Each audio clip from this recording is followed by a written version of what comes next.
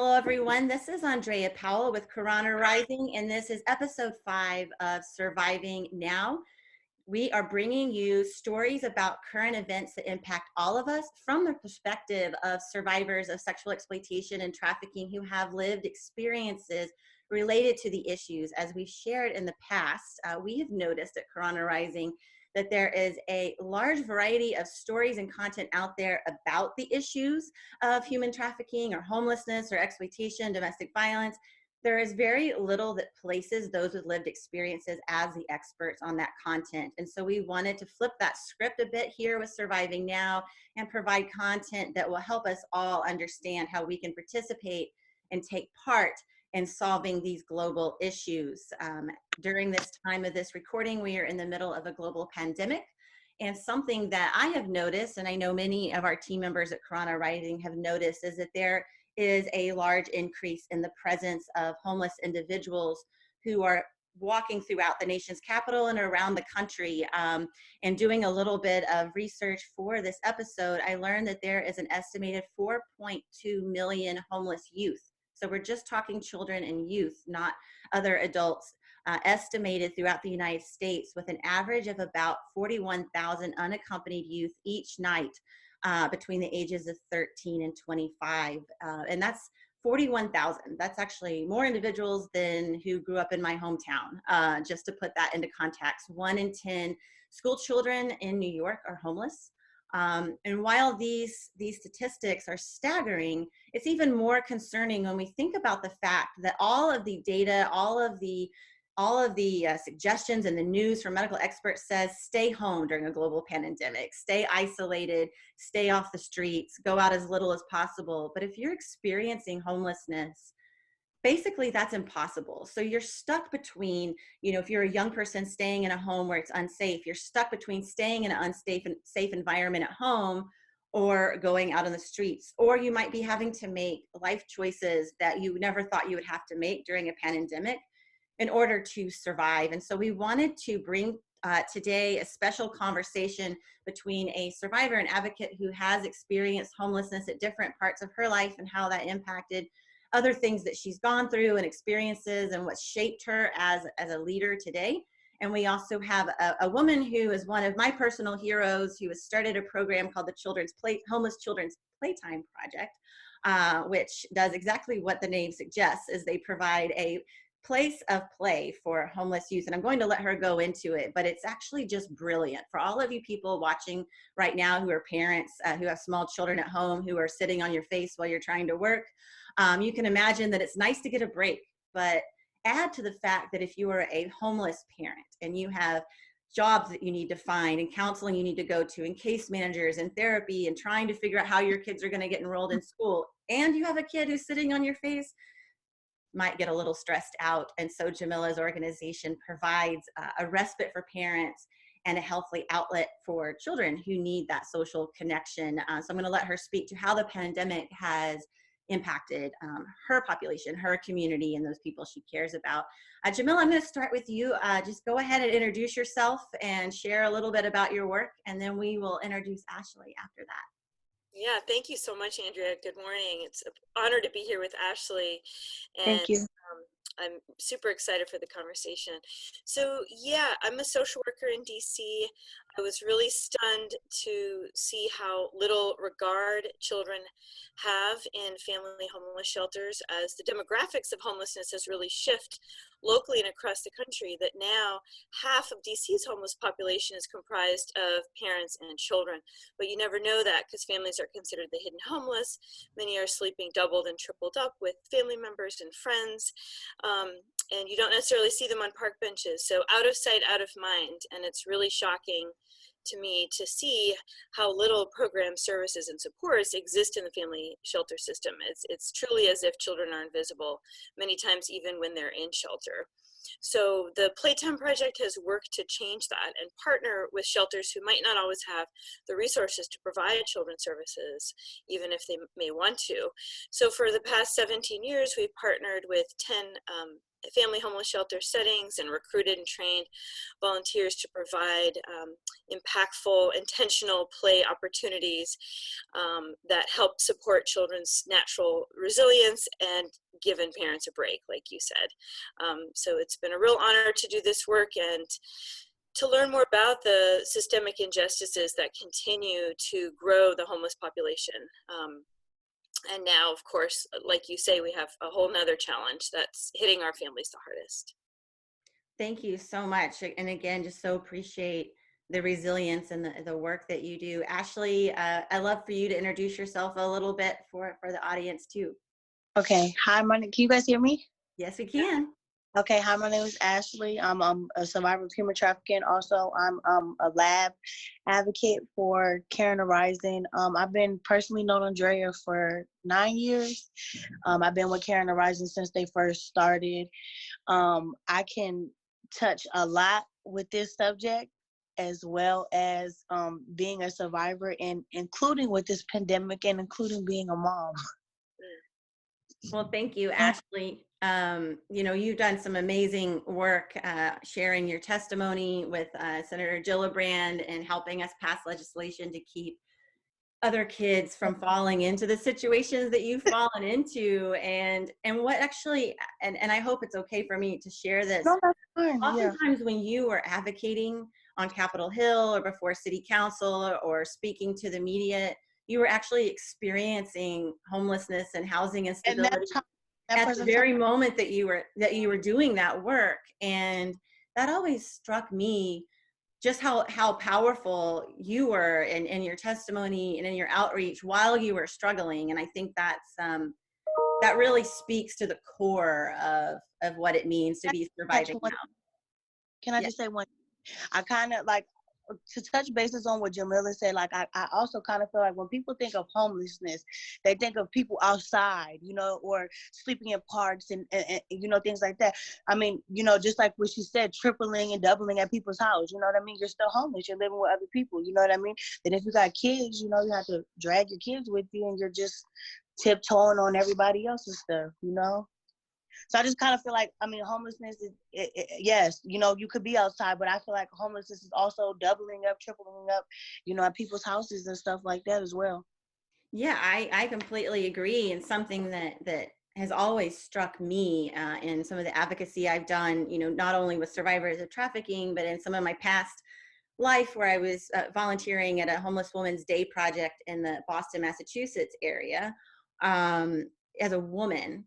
When you self-identify as homeless, say that you're outside on the street or you're asking for money or any way that you're signaling that you're experiencing homelessness, in many ways you're putting a label on yourself that you are vulnerable towards sexual predators and exploitation, because people believe if you're homeless, you must be crazy, there must be something wrong with you. And so if you were assaulted, the ability for you to get help is very different in many contexts than if you were not also experiencing homelessness. And so for many women who I've known, both survivors of trafficking, but also those who have not experienced that, they try very hard oftentimes to hide that they're homeless, which also will mean that they're not going to the shelters, they're not going to the service providers, they're not accessing some of the available resources that would help lift them out of exploitation or out of homelessness, because going through that and it's self-identifying is putting an additional target on their back, if you will. Right. So we'll speak a little bit to that as well. Jamila, what have you been seeing with families and children you serve at the Homeless Children's Playtime Project since the start of the pandemic and the shutdown here in the District of Columbia?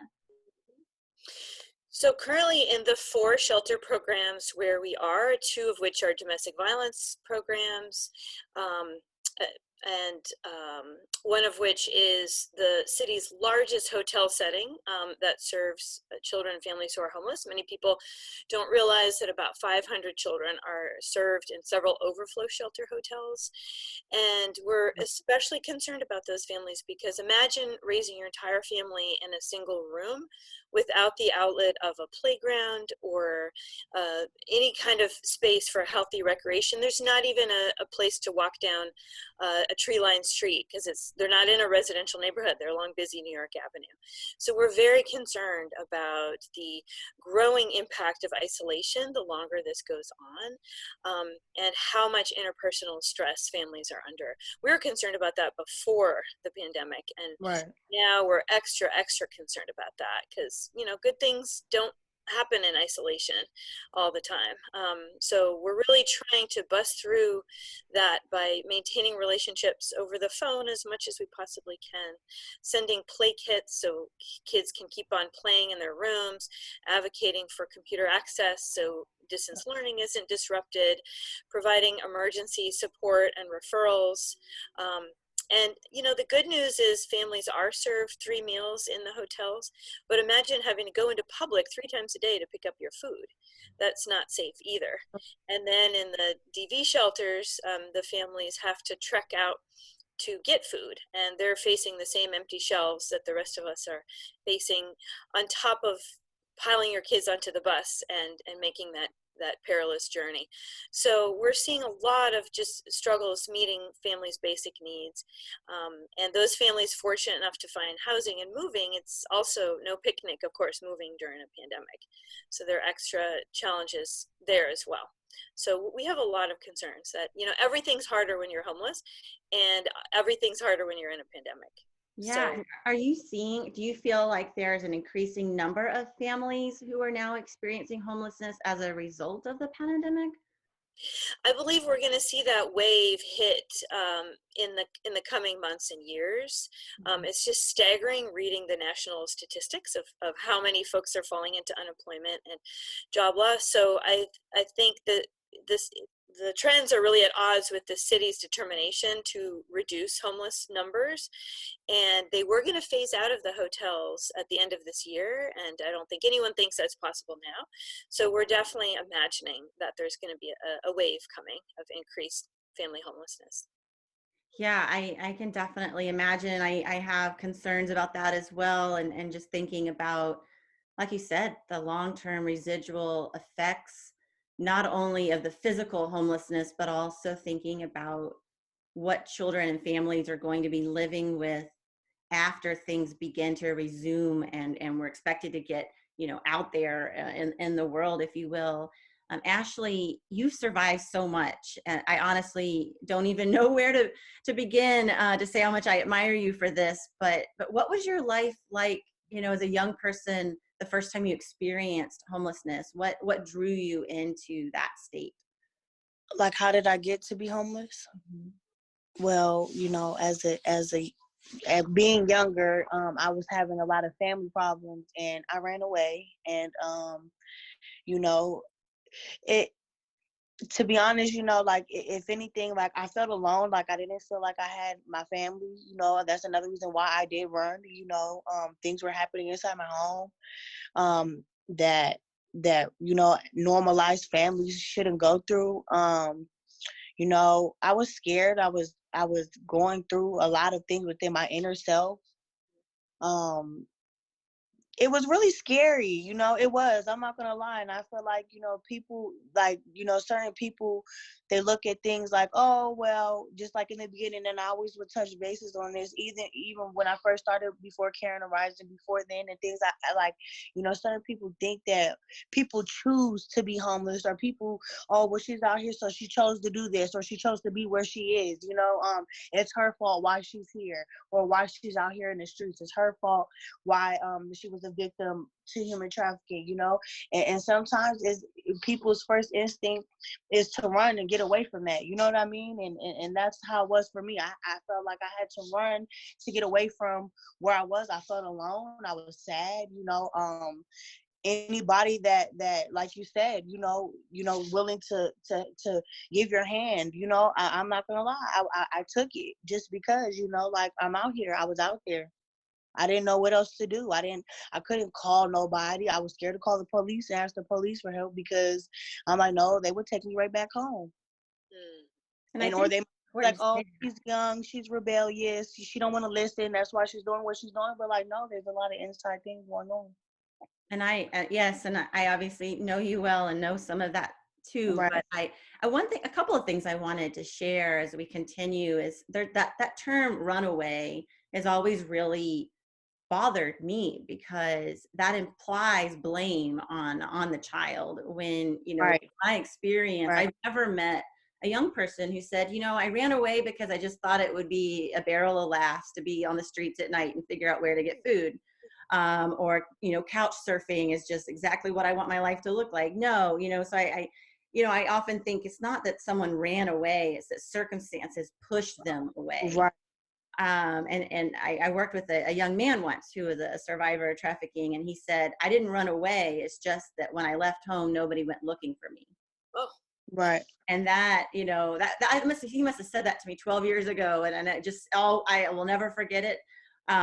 He was doing headstands in the middle of Sasha Bruce in the living room and talking to me about this. And I was like, I can't believe that one of the most profound things I've ever heard was told to me by a 17-year-old in the middle of a headstand, eating Doritos. But that's like, it was like this crazy confluence of things, but he said it so casually as if it was accepted. And I think we as a Right. society, we can't accept that as normal. Right. That language and that narrative. What are some of the challenges, Jamila? I know you touched on this a little bit, but what are some of the challenges that you're seeing for kids who are living in hotels or shelters, and what they're expressing to you and to your team?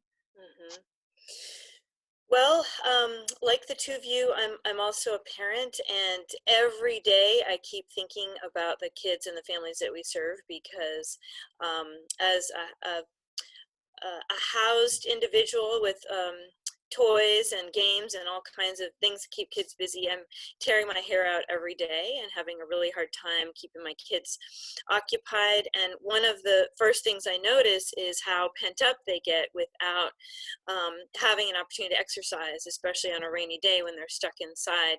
Yeah. And how on earth are we expecting hundreds and hundreds of children to grow up as healthy young people without being able to go outside and run around? There's literally no safe place for them to do that.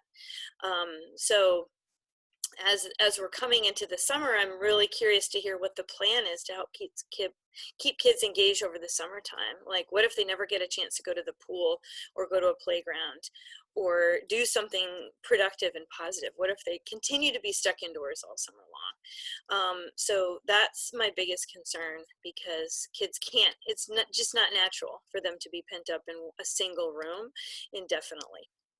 Yeah, and it causes a lot of stress. And I know a lot of my family and friends with small kids or younger kids have said their kids have actually been regressing behaviorally to younger ages because they're stressed out and they don't know necessarily how to express that. And it's hard to create structure if you're also feeling unstable yourself, as someone would Right. be if they're staying in one of those hotels. Something that struck me, and this is actually not a statement against the choices that the district has made. It's more just a fact of the matter, if you will.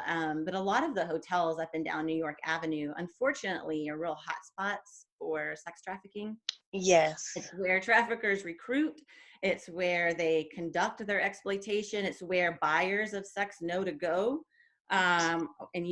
In my years of doing street outreach in that area, it would take me not less than 5 minutes to find To someone find. who needed help when Yeah. I get over there. So that's Mhm. the area now where we have a lot of homeless kids spending time. And, as someone who works in the area of anti-trafficking, my first reaction is like, no, like this is a horrible idea, but I understand, this is the reality that we're in. Ashley, to that point, what role did homelessness play in leading you into a trafficking situation? That's how I got involved, just like what you said, and that's how I got involved in trafficking. I was homeless and I had nowhere to go. Um, a hand was reached out to me and was asked, are you interested in making money? And I agreed, and I was hungry. I needed food. I needed clothes. I needed somewhere to stay. I was going just different here and there, and that's exactly how I got into human trafficking. I met my first pimp and everything, which was a high profile case afterwards, but Yes. yeah. Well, I don't like him So, and usually if I have an opportunity to trash talk him a little bit in the media, I Yeah. never turn that down. But I won't say his name here, but I will say that he took advantage of a lot of young people A who had lot. a sense of family. He played a father role when he was nothing like a father should be. Jamila, kind of shifting gears, talking about all these challenges that homeless families and children are facing, particularly, I'm thinking a lot about those who are in hotels, and getting out there and trying to get food. And I've been trying to connect survivors I know to food, not necessarily Mm-hmm. survivors who are homeless, but I have this grant program that I'm really appreciative of, but I'm required to get gift cards that are from grocery stores. I can't send Cash App. I can't do a Visa gift card. I have to do the store. And so it's like some kind of Tetris for me to pull this off with these different cards. And I've actually gone to supermarkets in my neighborhood and then Ubered the food to other people. And the Uber driver looked at me all kinds of weird. I'm like, look, I'm like a personal Uber Eats. I just, Wow. sorry. And so, but it's so, I'm thinking like, if it's just me with a handful of survivors I'm trying to do this for, how challenging it must be for you and your team. But what are some ways your group is shifting right now? Yeah, so like you, we found food insecurity to be one of the biggest issues that families are telling us when we're talking to them on the phone. And it's not just families currently homeless, but those that have just moved to new neighborhoods and they're like, I don't even know where the grocery store is. Like, my cupboards are bare. I just moved here with my kids. I really need some help. The food stamp office is not calling me back. There's some kind of a problem. And we have noticed that with a lot of public benefits offices is things have kind of grinded down to a halt. There's a lot Mm-hmm. of bureaucratic extra standing in line that's happening right now for families to get their basic needs met.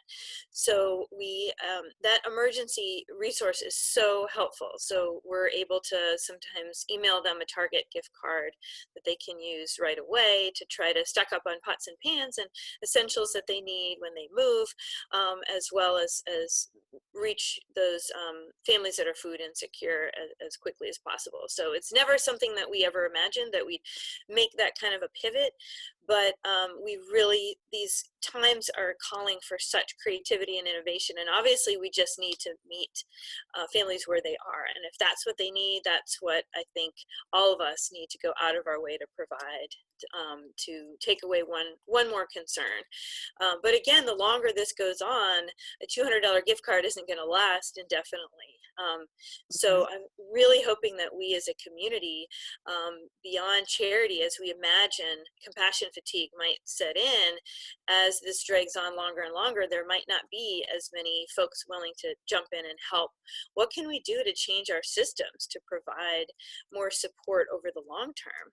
To help our families not just survive but thrive. So that's something I'm really interested in. Me too, and thinking about, not to get political in any case, but I do believe that issues like homelessness and trafficking and food insecurity, it's not political, it's human rights. We Mm-hmm. actually have a basic human right to access to education, access to I shelter. like I know, that. declarations from the United Nations might seem kind of like meaningless to a lot of people right now, but I think it's important to hold strong and say we have these rights. And, we have situations like bailouts that are taking care of airlines and big businesses. And meanwhile, we're supposed to clap our hands because the government sent small amount of money to individuals, to survive. But let's be real. If you're experiencing Right. homelessness, you don't have an address. You probably don't have a bank account. You're not going to actually get that stimulus check. Or if you were unable to file taxes for the last few years for a variety of reasons, you're not going to see that check. Or if you owe money and you have debt, the bank has the ability to take that money. We still have the Department of Education confiscating wages for those individuals who are defaulting on student loans while they're trying to survive. And so, it's there's all these barriers. And, over the years, as I've worked with Ashley and others to try to help them get a leg up so that they can start to exit homelessness, it always seems like there's this one thing that like always stops the process. And Ashley's seen me, pitch a tiny fit a Oh few times yeah. in various offices trying to like get stuff done. But I won't do that now. There's no need. But Ashley, what were some of the barriers that you faced to get to where you are now and to be stably housed? Okay, when you say barriers, can you like break that down a little bit for me? Like, what were some things that were holding you back? Was it, where, like, well, I'll get real and then you can build from there. So in one of the scenarios where you and I were working together, your benefits were in Maryland, but Oh yeah, they were being difficult to, and we're not helping you with housing, and you didn't fit their because of framework because you weren't my a current victim of domestic violence. You had to be a right, current victim in order to get right. their housing. So then we went to DC, but you And had to I'm be. not gonna lie. Yeah, no, you I was, didn't lie. And I although was we gonna were lie. wanting to get creative, we came to DC. We tried that angle, but for you to get housing in DC, you had to be actively homeless. We were told for 30 days in the district and give up your benefits in Maryland, which you weren't able Right. to In do. Maryland, And so that kind of puts you between a rock and a hard place. So that's what I mean by barrier. I'm still right. obviously upset about Well, this. with Maryland, I went to their social services, and they had expressed to me that you have to be in a domestic violence relationship. I had 2 kids at the time. I had previously experienced domestic violence, but during that time, I haven't, but I was letting them know, like, hey, look, I have 2 kids. I'm homeless. Like, my stuff's in my car. I'm going from here and there, and they were like, well, the only way we can help you immediately is if you've been in a domestic violence, and experiencing current domestic violence. And at that time I wasn't, so I reached out to Andrea. Then we was like, okay, well, let's try DC. It was kind of so unfortunate because I feel like the lady that worked with us wanted to really help me, because She she was did. like, we see people that come in here all the time that, or like you can tell that they're just, talking BS, like they're not, serious. And like I got emotional because, like I've been through so much in my life, and it's just like you said, it's just, I feel like sometimes it's just like, when you take 10 steps forward, I feel like I get knocked back 12, and it's just like, it's so unfortunate because I'm like, well, dang, like I'm a changed person. I've done different things, and I sometimes question, my higher power, but you can't do that because I will never ever regret nothing that I've ever been through, because honestly speaking, I really feel like I wouldn't be as strong-minded and willing and to do the things that I do in today's life, And I just want to touch base on Jamila that you said not only to survive but to thrive. Like, I don't know, but that just really hit me. Like, that was a good little. Oh. Not to survive but to thrive. Like, that hit me. I wanted to say something, but I didn't want to cut nobody off. No, actually, I think that's I exactly it. of a lot of things, like, so that kind of like really meant a lot to me. But Right. There was, I don't know who originally said this, so I can't attribute this quote to anyone, but it's not mine. But just because you're experiencing struggle like homelessness or poverty doesn't mean that you just have to take what's given to you. You should have right, choices, because choices right, empower you right. to think about your life. Jamila, what are some of the things that you're hearing, particularly from single parents with kids who are experiencing homelessness? What are some of the things that they're expressing they need in order to, like you said, not just survive but actually thrive again? Yeah. Well, of course, with school out, the parents that do have jobs have been in a rock and a hard place for sure to figure out how to keep those jobs and find a safe place for their kids. So Mm-hmm. all of the parents that we know who have maintained their employment have had to send their kids to stay with relatives, and that can be a good thing. It might not be a good thing, because in many cases, if those relatives were safe spaces to fully support the family might be living there instead of the shelter. So we're also concerned about those kids not being in the best situations. But again, parents are forced to make super tough choices to do what's best for their families. And back to the overcrowdedness, we've known many families who might have a teenager in the house and a newborn or a toddler and everyone in between. And maybe stepdad's living there who's not treating the teenager very well. So we've definitely known families who have had arguments in the wee hours of the night, and the teenager feeling like they needed to leave, that it just wasn't a safe space for them, especially with the stepdad in the same room. as everybody else. And that was a similar scenario to what happened to a young woman several years ago at DC General, who then ended up in a Los Angeles hotel room, a victim of sex trafficking, when she didn't feel safe being in that room with her stepdad and felt pushed out of that situation. So Andrea and I had the opportunity to work together to help her I find. know that. Go ahead, Ashley. Oh no, I'm just saying. I know that was right. I was just. Well, Yeah. I think that's really, it's, Jamila, you're touching upon something that I really want listeners to grasp, is that when we think about the issue of human trafficking, people often think of kids being kidnapped off the streets, or, someone just being forced into a situation. And that does occasionally happen, but mostly what we see is it's like human trafficking is the bad icing on a really bad cake. And that cake is made through homelessness, domestic violence, food insecurity, depression, loss, vulnerability. Just, human trafficking at its core is about someone willing to exploit someone else's vulnerabilities for profit.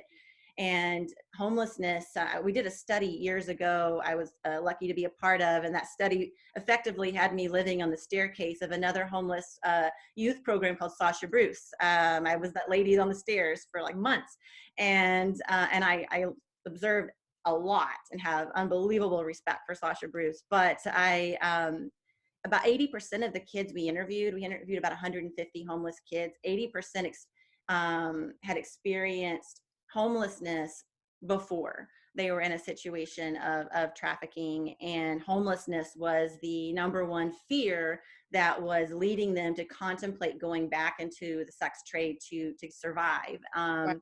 And that's not, that shouldn't be the only option. That should Or not normal to them. Right. It I can shouldn't be normal. relate to that. Like as far as like sometimes they may feel like that's something that they have to do, and it shouldn't be like that.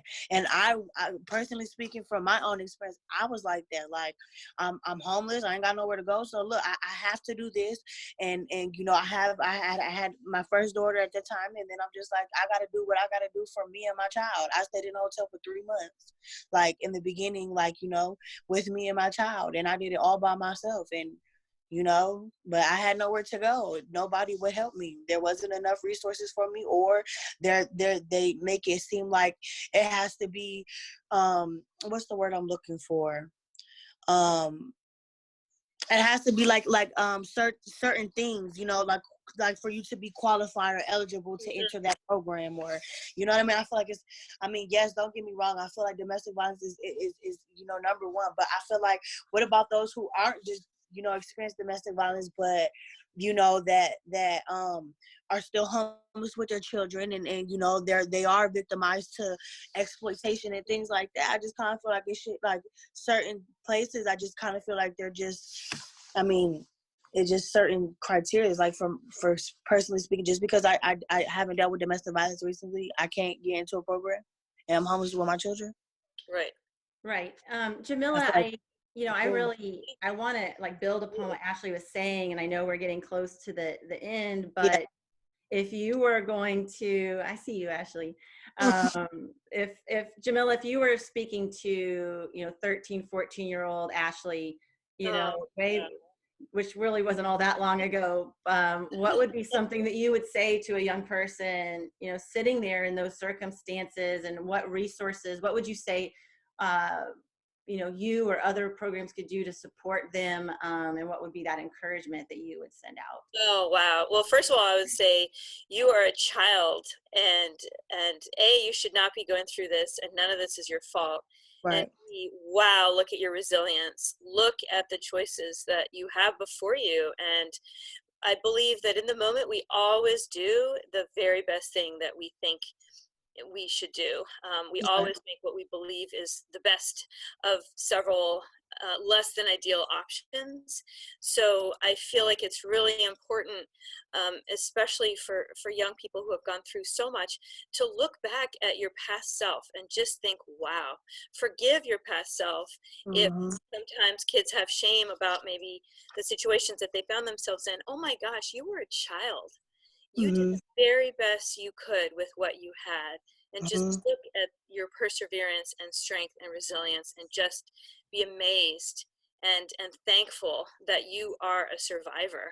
And like you said, take all of those amazing skills and strength and help that sort of take you to the next level as you continue to grow and reach your full potential as a human. So I think I would just be in awe of everything that you've been able to do with what you've been given. And again, just say to all the young people out there, this is so unfair. You deserve so much better. You deserve so much better for your child, and forget that. Yeah, it's important. We do, young people, anyone who's experiencing housing instability or homelessness, however that looks to them, deserve so much better. And homelessness, just like food insecurity, to me, they're real problems that bring together real people and real families and children, but they're not problems that can't be solved. Right. You know, my little girl, actually, we live in DC, and we're walking around, and she was about 3 when she figured this out. She was looking at some empty apartments and looking at the people who are on the streets, and she was like, well, why can't they just get the keys to those empty places if nobody's in them right now? And so I tried to explain rent to a 3-year-old, and that didn't really go over so well. But then later on, she was like, well, if people are hungry and don't have food, they should go to Whole Foods because there's lots of good food in there. And I said, well, I don't, to my knowledge, that doesn't work that way. But I love the purity, because she was right. So how do we get back as a society to the heart of this 3-year-old? And I know many other kids feel the same way. My daughter got so invested in helping homeless people that I call what she was doing actually accosting them, because she was forcing them to eat her snacks right out of her little school backpack. And so I had to several times apologize to homeless individuals, say, I'm really sorry, you don't have to eat that rotten banana that just came out of her backpack. Really sorry, I will drag her away. But we should all feel that motivated and that connected, because just because someone is homeless doesn't mean they're not your neighbor. Right. They actually are. Absolutely. And I think when we shift the responsibility for systemic causes that deserve systemic solutions, then we can help young people take that shame and responsibility off young people's shoulders a little bit, because they deserve protection. And when young people feel neglected by their families and by society, it's a real toxic combination. And we might not be able to make perfect families all of the time, but a safety net exists for a reason. And our safety net is so shattered. And I feel like the older young people get, the less we really see them as the children that they are, who are worthy of protection and support. So I really hope that maybe if there's a bright spot that can come out of this pandemic, it's really understanding how vulnerable all of us are, and how we really need to strengthen that safety net to make sure some people don't fall through. Absolutely. Real quick? Yes. I might feel also like she said, to touch bases with the safety net.